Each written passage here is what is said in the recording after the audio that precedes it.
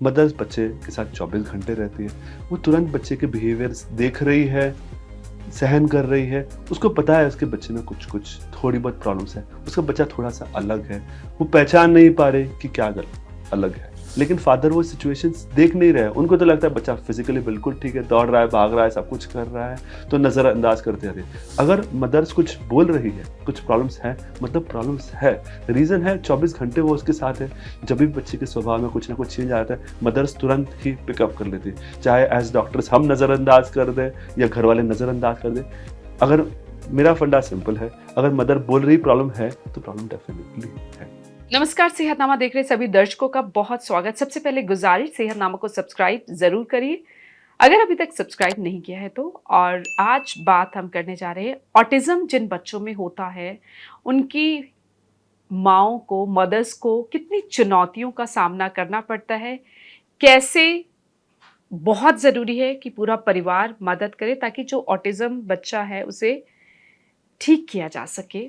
और इसके लिए पूरे परिवार की कितनी सपोर्ट की ज़रूरत होती है। आज इस पर बात डॉक्टर सुमित धवन जी हमारे साथ हैं, उनसे बात करते हैं। बहुत-बहुत स्वागत सर।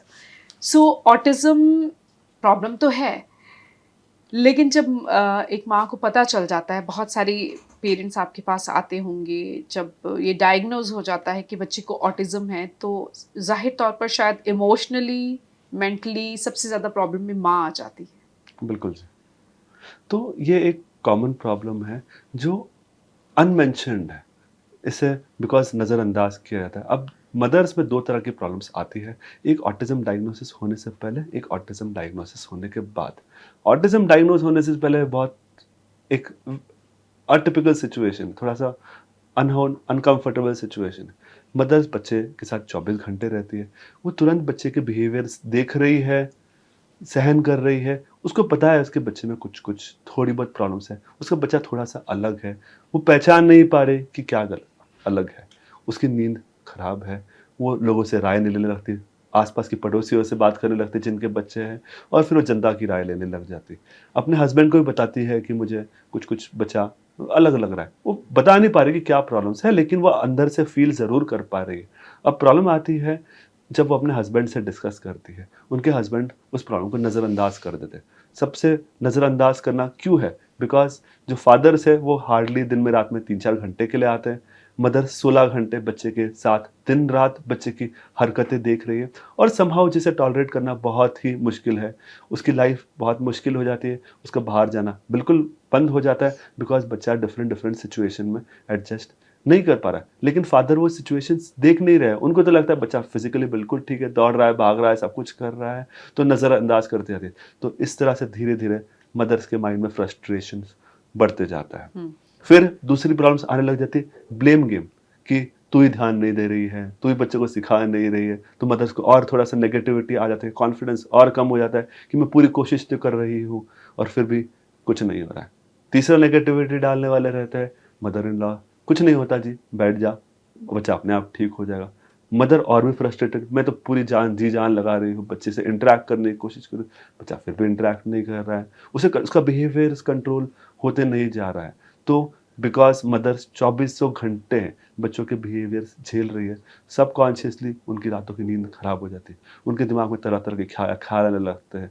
अचानक से बच्चा बीच-बीच में रात में उठ के रोने लग जाता है, उनकी नींद और डिस्टर्ब हो जाती है। दिन में थकावट रहने लग जाती है, एनर्जी लेवल डाउन हो जाता है, कॉन्फिडेंस लेवल और डाउन हो जाता है। उनको खुद पे डाउट करने लग जाते हैं कि मैं सही कर रही हूँ, नहीं कर रही हूँ, या मैं अच्छी मदर हूँ, अच्छी मदर नहीं हूँ। एक बहुत नेगेटिविटी आने लग जाती है। तो बहुत इम्पोर्टेंट है फैमिली मेंबर्स का कि प्रॉपर्ली सपोर्ट करें। अगर मदर्स कुछ बोल रही है, कुछ प्रॉब्लम्स हैं, मतलब प्रॉब्लम्स है। रीज़न है 24 घंटे वो उसके साथ है। जब भी बच्चे के स्वभाव में कुछ ना कुछ चेंज आता है, मदर्स तुरंत ही पिकअप कर लेती है। चाहे एज़ डॉक्टर्स हम नज़रअंदाज कर दें या घर वाले नज़रअंदाज कर दें। अगर मेरा फंडा सिंपल है, अगर मदर बोल रही प्रॉब्लम है, तो प्रॉब्लम डेफ़िनिटली है। ये आती प्रॉब्लम्स डायग्नोसिस के पहले। डायग्नोसिस के बाद थोड़ी-सी और स्ट्रेंज सिचुएशन आ जाती है। पेरेंट्स बोल देते हैं, हस्बैंड्स बोल देते हैं कि बच्चे को तुम स्कूल डलवा दो, थेरेपी स्टार्ट करा दो, स्पीच थेरेपी करवा दो। तो यहाँ पे नेक्स्ट प्रॉब्लम शुरू हो जाती है कि मदर का रोल बन जाता है एक ड्राइवर। पहले वो सवेरे उठती है, घर के काम करती है, फिर बच्चे को स्कूल में छोड़ने जा रही है, स्कूल से लेके आ रही है, फिर थेरेपी सेंटर छोड़ने जा रही है, फिर थेरेपी सेंटर लेके आ रही है। तो इसी दिन में इसी तरह पूरी तरह वो ड्रेन आउट हो जाती है। फिर मदर को लगता है कि चल शाम में थोड़ा-सा मैं बच्चे को पढ़ा लूँ, कुछ सिखा दूँ, लेकिन बच्चा तो सीखने के मूड में है नहीं। अब बेचारा वो भी भाग-दौड़ कर रहा है, वो भी थक गया है। अब वैसे ही उसमें सुनने की इच्छा है नहीं, वो वैसे ही अपने धुन में मस्त है। तो मदर और परेशान, मैं पूरे दिन तेरे पे मेहनत भी हुई है, लेकिन फिर भी बच्चा ध्यान नहीं दे रहा है, प्रोग्रेस ज़्यादा आ नहीं रही। और इसके बीच में और नेगेटिविटी इसलिए आने लग जाती है कि घरवाले, बाकी घरवाले बोलते हैं कि हम तो अभी पूरा खर्च कर रहे हैं, हम अभी स्कूल भी डाल दिया, ये भी डाल दिया, अब तुम ही नहीं कर रही हो, तुम ही क्या कर रहे हो? तो और एक सेंस ऑफ नेगेटिविटी आने लग जाती है। अब नेक्स्ट नेगेटिविटी आ जाती है कि अभी इतने बिज़ी शेड्यूल की वजह से सोशल आउटिंग्स मदर के टोटली कट ऑफ हो जाते हैं। वो किसी के घर पे जा नहीं सकती, बच्चा हाइपर एक्टिव है तो उसे भी दूसरे के घर में जाने में शर्मिंदगी महसूस होती है।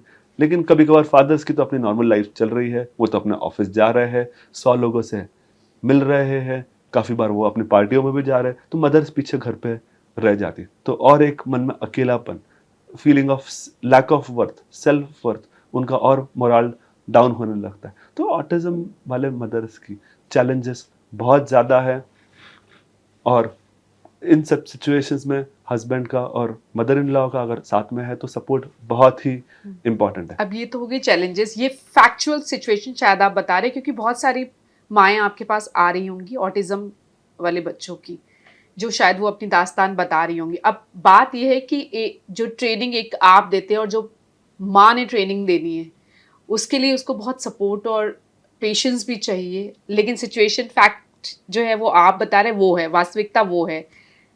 अब माँ कैसे कोप अप करे? इसमें ना घर वालों का सपोर्ट बहुत ज़रूरी है। अब समहाउ हमारे इंडियन हाउस होल्ड में एक्सपेक्टेड है कि उन्होंने बच्चे को भी सँभालना है, घर की ज़िम्मेदारियों को भी सँभालना है, रिश्तेदारी भी सँभालनी है। ये थोड़ा-सा डिफ़िकल्ट हो जाता है। अब बिकॉज़ इन बच्चों में, जिन बच्चों को ऑटिज़्म है, उसमें बहुत ही एफ़र्ट लगता है, बहुत ही ट्रेनिंग लगती है। तो इन सब सिचुएशंस में मेरा सजेशन हमेशा हस्बैंड्स के लिए, फादर्स के लिए एक ही रहता है कि अपनी वाइफ्स को घर के कामों की रिस्पॉन्सिबिलिटी से फ्री कर दीजिए। मतलब कुक एक लगा लीजिए जो कुकिंग करेगी, एक साफ सफाई वाली लगा लीजिए। अब काफ़ी बार इसमें ईगो क्लैशेस आने लग जाते हैं। सास कई बहू में बार अफोर्ड भी नहीं कर सकते। अब दूसरी सिचुएशन यहाँ पर आ जाती है, अगर आप 3 घंटा बच्चे की ट्रेनिंग पे डालना चाहोगे या 3 घंटा बच्चे की घर के कामों में डालना चाहोगे, अगर आप दोनों का कॉस्ट आप कंपेयर करेंगे तो आपको क्लियर कट कॉस्ट डिफरेंस समझेगा। 3 घंटा स्पेशलाइज्ड ट्रेनिंग का खर्चा 20 से 40 हज़ार के आसपास जाता है।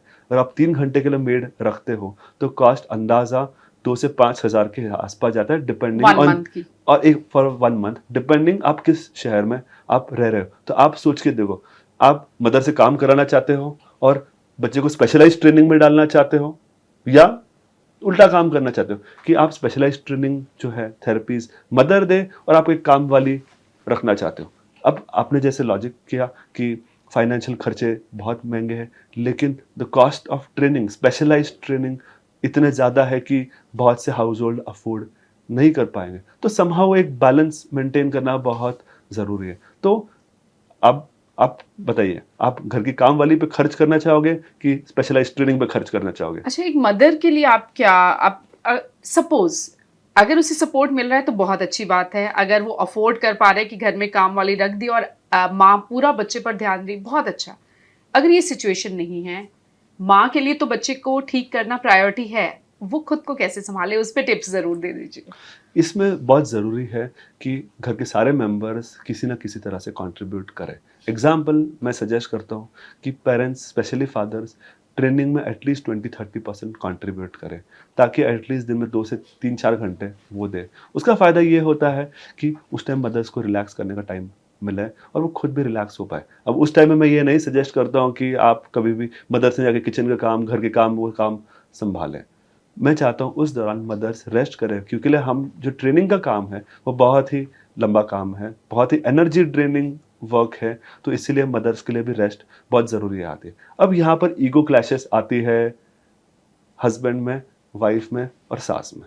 अब अगर हम मेड रख देते तो काफ़ी बार मदर इन लॉ जो हमारी सास है उनको तो बिल्कुल नहीं चलता हमें, तो हम बाहर के हाथ का खाना नहीं खाते, हम तो सिर्फ घर वालों का ही खाएंगे, हम बाहर वालों को किसी को नहीं करेंगे। फिर वहाँ पे ईगो इश्यूज शुरू हो जाते हैं। तो समहाउ हमें लगता है कि बच्चे की ट्रेनिंग के लिए सबके लिए कॉम्प्रोमाइज़ेस ज़रूरी है इसमें।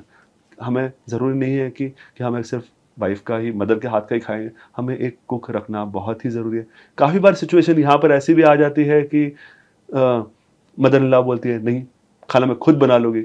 हफ्ते भर तो बनाना लग जाती है, फिर अचानक तकरारें, कंप्लेंट शुरू हो जाती है, बच्चे तो हमने भी सँभाले, हमने भी काम किया है, किचन सँभाला है, तो तुम क्यों नहीं कर सकते? तो एक ईगो इश्यूज़, क्लैशेस आने लग जाते हैं। तो काफ़ी बार फादर्स बोलते हैं कि नहीं, नहीं, मेरी मदर काम कर लेगी, मतलब बच्चे की दादी काम कर लेगी।